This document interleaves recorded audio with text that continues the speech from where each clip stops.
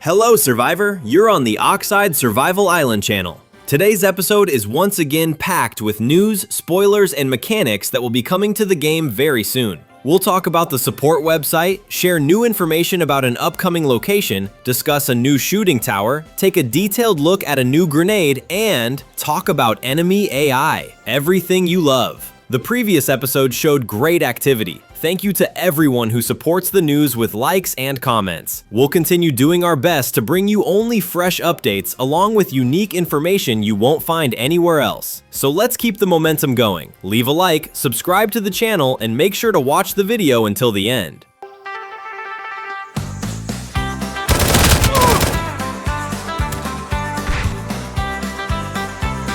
Let's start with an important update for the entire community. Oxide now has a dedicated player support website. All the most frequently asked questions that you've previously contacted support about are now gathered in one place. Game mechanics, gameplay situations, technical issues, everything is well structured and easy to navigate. It's important to note that from now on, all reports, requests, and questions must be submitted through the support website. The Discord forum will no longer be used for these purposes. This will allow us to process requests faster and avoid losing important information. If you have an issue or a question about the game, you now know exactly where to go. Let's move on to the new location and share some fresh details we couldn't talk about in the previous episode due to technical issues. This is an atmospheric point of interest that immediately tells its own story. A cabin standing on tall supports, a ladder leading up from below, a broken wall, traces of life and hunting. At the top, you can find loot containers and a recycler. Everything around looks as if the place was abandoned in a hurry. We don't create locations like this just for loot. It's important to us that every point on the map feels alive and sparks the desire to explore it further. And this is only the beginning. Many more places like this are coming. Now let's talk about defensive structures. A shooting tower, which we mentioned in one of the previous episodes, will be coming to the game very soon. It will be approximately 30 to 40% taller than a standard fence, giving a significant advantage when defending your base. The tower can only be placed on the ground, access to the top is via a ladder, and the elevated view allows you to effectively control the area around your base. The tower is researched at the workbench after wooden gates with a research cost of 200 scrap. Crafting it requires 200 wood and 3 ropes. The tower hasn't been added to the main client yet, but it's already in the final development stage and will be available very soon. Let's move on to throwable weapons. A new grenade has been added to Oxide, expanding the existing lineup. As a reminder, the game already featured a smoke grenade, and now the arsenal is becoming even more interesting. The new grenade is researched at the workbench after the medkit, with a research cost of 250 scrap. It crafts in stacks of 5 grenades at once. Visually, the explosion resembles C4, but with a smaller radius and a more transparent effect. There are also additional mechanics involved. The detonation time after hitting the ground is random, ranging from 1 to 5 seconds. There's also a 15% chance that the grenade won't explode at all and will remain on the ground as an item. It can be picked up, but there's a risk here as well. When picking up such a grenade, there's a 30% chance it will explode instantly on the spot. We're curious to hear your thoughts. What other types of grenades would you like to see in the game? Share your ideas in the comments. We read everything.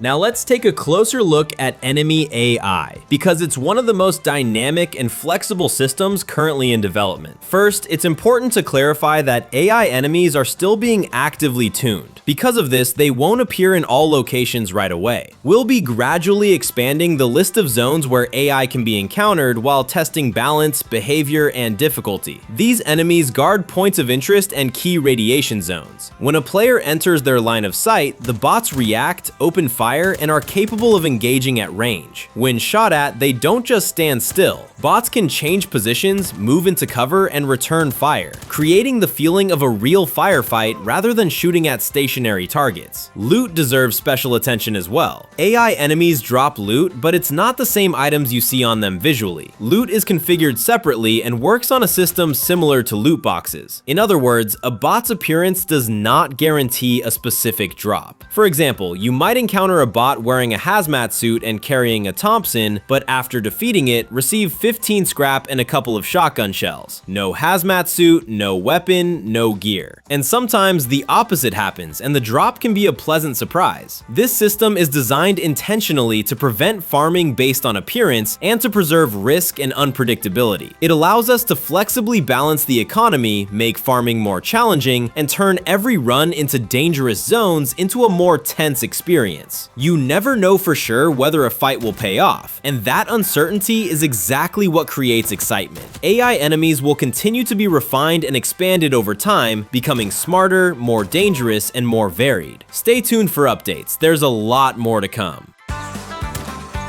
You've probably already noticed, we've started bringing back previous skin collections, giving those who missed them another chance to expand their collection. Right now, the game features the Antique Collection, cyberpunk-style skins, golden skins, and anime skins. And on top of that, the Wish Wheel with tickets is waiting for you. Try your luck at any time, and enjoy not just the rewards, but the experience itself.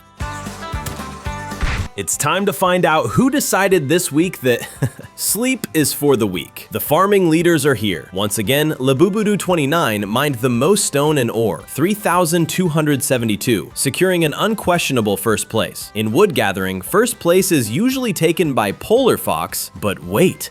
What? I don't believe my eyes. It looks like we have a new leader. Loner chopped down 11,396 trees and takes the top spot. With that amount of wood, you could not only build a base, but also start a furniture business right on the server. Just saying, we happen to know a guy who runs a sawmill. Congratulations to this week's leaders. You've proven that inventory space has limits, but persistence does not. To everyone else, here's some advice. Pickaxe in hand, axe on your shoulder, and we'll see you in the next episode. Now let's move on to the codes. In the previous episode, you did an excellent job. All 3 codes were found. It's clear you're watching closely and not just leaving these videos running in the background. In this episode, we've hidden codes again, so switch into detective mode and keep a close eye on the screen. Now for the best comments, as always, you delivered. Some of you noticed details we didn't even plan to highlight. Others suggested ideas that have already been passed on to the developers for discussion. And some comments were simply so good that the entire team read them with a smile. Thank you for the lively feedback. The best comments will traditionally appear in the next episode. So keep writing, debating, suggesting ideas, and don't hold back. If you enjoyed this episode, be sure to support it with a like, subscribe to the channel, and leave a comment. This directly affects the channel's growth and how often we can release news like this. Make sure to join our Discord as well. That's where updates are discussed, ideas are shared, and all the most interesting things happen between episodes. And a quick reminder, all questions, suggestions, and support requests are now handled through our support website. You'll find answers to the most common questions there. And if something isn't covered, our team will be happy to help. The link is in the description. See you in the game and in the next Oxide Survival Island news episode.